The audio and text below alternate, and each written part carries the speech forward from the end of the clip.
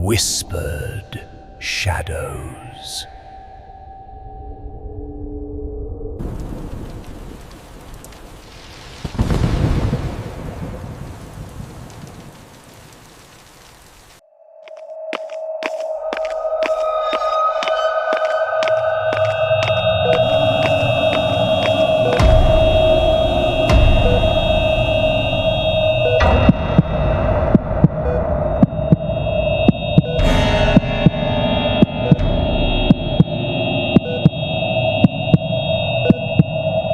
Hospitals are places we enter carrying hope, places where prayers are whispered softly, where lives are fought for beneath lights that never truly go out. But what if behind those clean white walls lies something far darker, something unseen yet real, something that makes us question the sense of safety we have always trusted?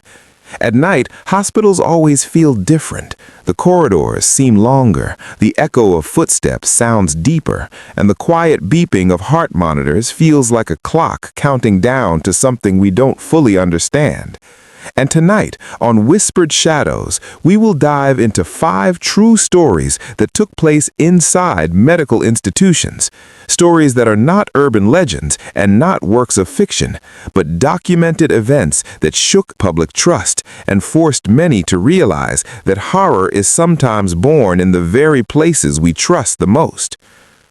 The first story brings us to Charles Cullen, a nurse who appeared quiet, professional, and dedicated, someone who calmly walked between hospital beds offering help, covering shifts, seeming almost like a guardian angel in the ICU. Yet slowly, the death rate increased whenever he was on duty.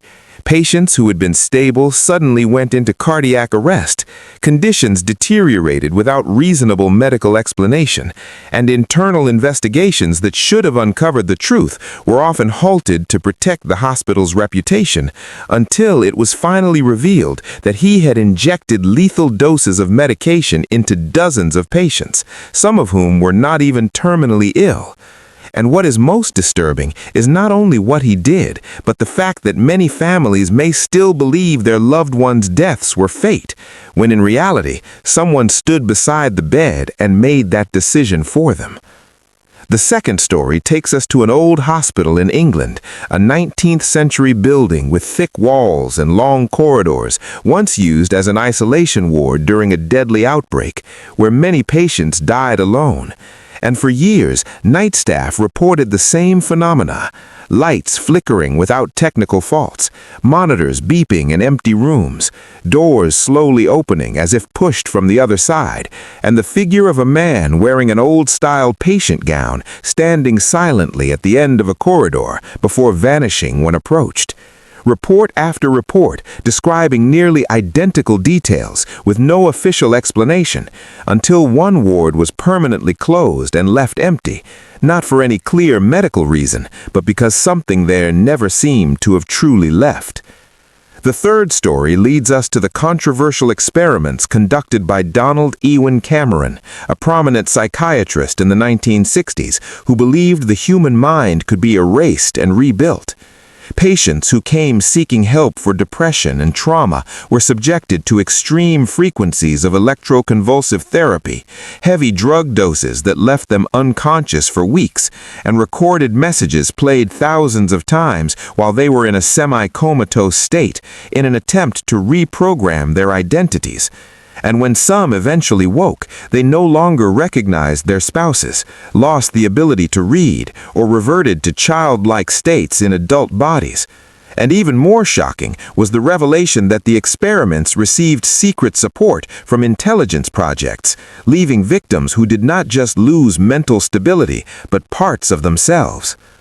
The fourth story unfolds in a children's ward in Southeast Asia, a brightly painted room with cartoon murals and moon-shaped nightlights meant to comfort sick children. Yet every midnight, several children would cry at the same time and point to the same corner of the room, saying that a mother was standing there, even though it was not their own. A nurse once reported seeing the shadow of a woman standing near an incubator and assumed it was a family member, but when she called out, there was no response and the air felt noticeably colder. Electrical disturbances became frequent. CCTV malfunctioned only along that corridor, and eventually the ward was relocated and the old room locked under the official reason of renovation, though unofficially, no staff wished to take night shifts there again. And to this day, the room remains empty. The final story takes us to Latin America, where a man impersonated a doctor for years, wearing a white coat with confidence, carrying documents that appeared legitimate, performing minor procedures and even small surgeries without raising suspicion, until one day a serious complication triggered an audit that revealed his license number was fake and his name had never been officially registered. For years, he was not a doctor, but someone who successfully convinced both the system and the people within it. And what is most terrifying is not only the deception, but the realization that a system so large could fail to verify something so fundamental, leaving us to wonder how many patients lay on operating tables unaware that the person holding the scalpel had never truly been qualified. These 5 stories occurred in different places and different decades, yet they share one common thread: a fracture in the system of trust.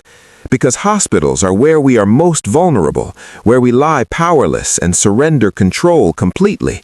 And perhaps that is what makes them such terrifying settings, because the greatest horror is not a shadow in the corner, but a human being holding authority while we are unable to question anything.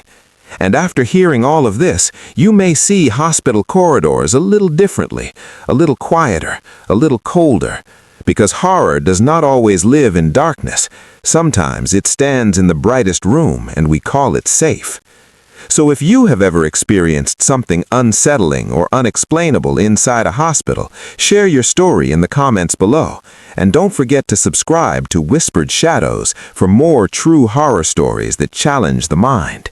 Because behind every place that looks safe, there is always a shadow whispering. Whispered Shadows.